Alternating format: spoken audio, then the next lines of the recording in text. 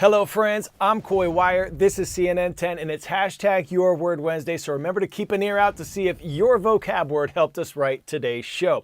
We begin today with the much anticipated solar eclipse. On Monday, millions of Americans will witness one of the world's most extraordinary events as the moon passes between Earth and the sun. For the lucky ones right in the heart of the action, in the so-called path of totality, you're in for a treat that lasts up to 4 minutes, according to NASA. For those outside of the direct path, a crescent-shaped partial eclipse will be the main event, weather permitting, of course. Now, when you're watching from wherever you're watching, remember there's no peeking at the solar eclipse without your shades on. And I'm not talking about your usual sunglasses. It's best to use specialized solar eclipse glasses or watch through a handheld solar viewer. Joseph Galbo with the U.S. Consumer Product Safety Commission has more.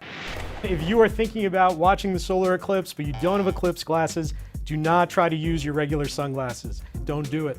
Your sunglasses can't handle it. Definitely don't stare at the eclipse without any sort of protection. If you stare at the eclipse with your naked eye, you're going to injure your eyes pretty badly. If you don't have solar eclipse glasses, create a solar eclipse pinhole projector. It's just a way of watching the shadow of the eclipse move across the sun. You just need a few simple things. This is a cereal box. We turned it inside out for legal reasons, but if you do turn it inside out, you could decorate it, and that's super fun. You need a marker or a pencil, some tape, a push pin or a paper clip, some aluminum foil, a pair of scissors, and some printer paper. First step, trace the box onto a piece of paper. Step 2, cut out your tracing.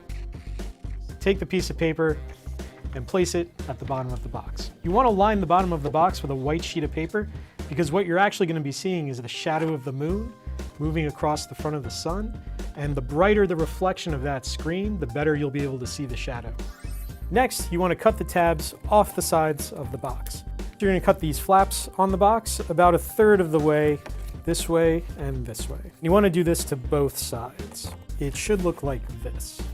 Next, you want to tape the center of the box. Get a sheet of aluminum foil and fold it. And then place it on one side of the box, fold it over to create a nice screen. And you're going to want to tape it on every single side. With your paper clip or your push pin, you're going to want to create a hole in the center of the aluminum foil.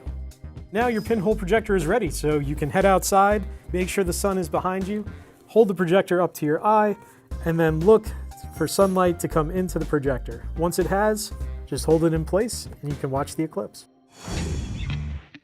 10-second trivia. Which ice cream flavor is the most popular among American consumers? Vanilla, chocolate, strawberry, or cookies and cream? Can we not say all the above? Sure, why not? Well, America's favorite ice cream flavor is chocolate, though, according to the International Dairy Foods Association. Cocoa is the main ingredient that makes chocolate possible, and West Africa is home to 70% of it, did you know? But poor climate and crop diseases have tightened the supply in the region and caused prices to skyrocket. As a result, some chocolatiers are exploring cost-cutting alternatives. In this next segment, we visit a chocolate shop to learn about the surging prices firsthand. For chocolatiers, the last several months have been non-stop. You get Halloween, Thanksgiving, Christmas, Valentine's Day, a little bit of break, Easter, and now things kind of slow down a little bit. Jocelyn Dubuque is the owner and chef of Jardy Chocolates. She's tasked with making chocolate confections of different flavors, shapes, and colors. But this year, since the price of cocoa has gotten significantly more expensive, she's rethinking the kind of treats she makes and how she makes them. Like this marshmallow chocolate bunny.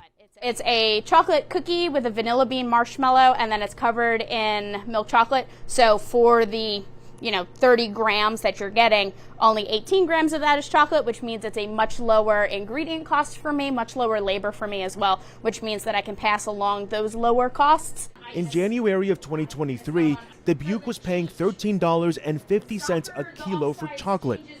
This week, she's paid $15.71 a kilo.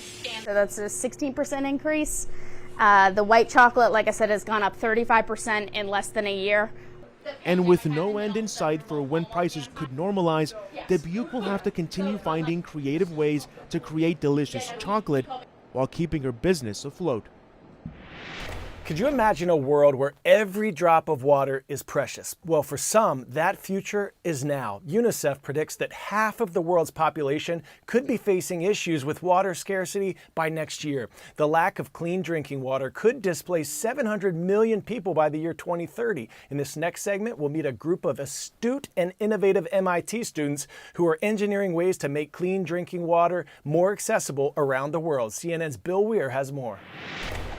On a planet of nearly 8 billion people, as aquifers are drained, reservoirs evaporate, and sea levels rise, Earth's freshwater supply is getting dirtier, saltier, and scarcer. And while desalination keeps some wealthy nations alive, making salt water sweet demands the kind of energy and infrastructure that's just out of reach for the most desperate societies. I really had a chance to teach in a rural area in China.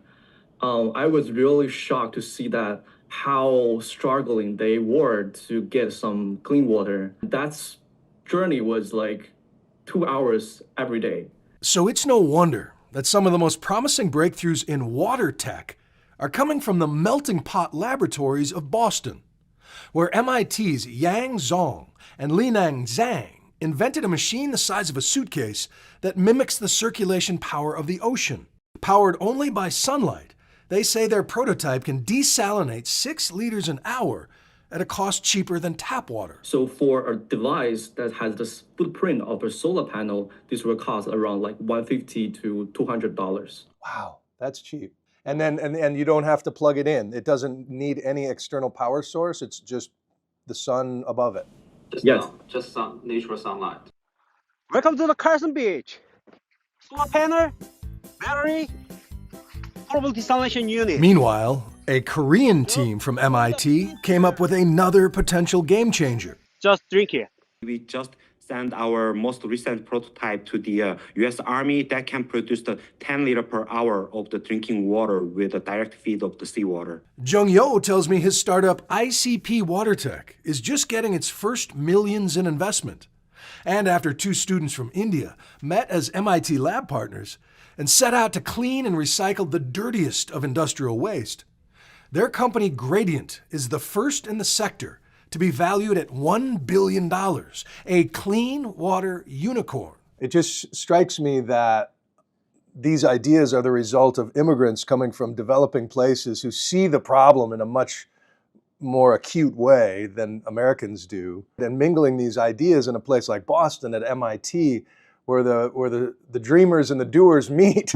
It's exciting to think about the possibilities of that combination. Yeah, we're really fortunate to be here at MIT and in Boston because we are surrounded by a lot of resources. I'm right now just like a sponge learning all these things. Seawater is the most abundant resource covering the earth, and solar is accessible everywhere. And then, why not make them, combined? And then, it can be a very powerful tool. It's more like an equitable resource to anyone, anywhere.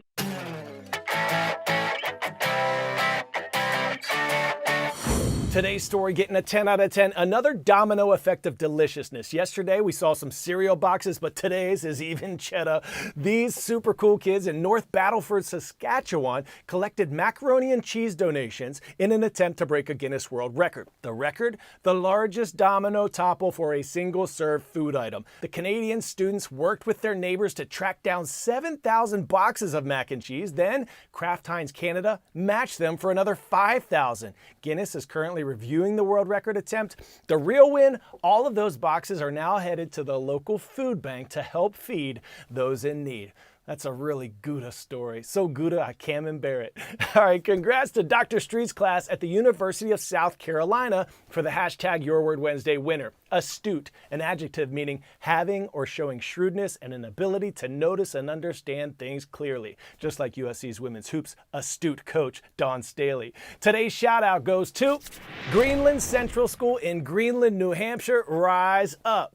And this shout out goes to Northeast Magnet High School in Bel Air, Kansas. We see you. Thanks for being with us. We'll see you right back here tomorrow. I'm Coy Wire, and we are CNN 10.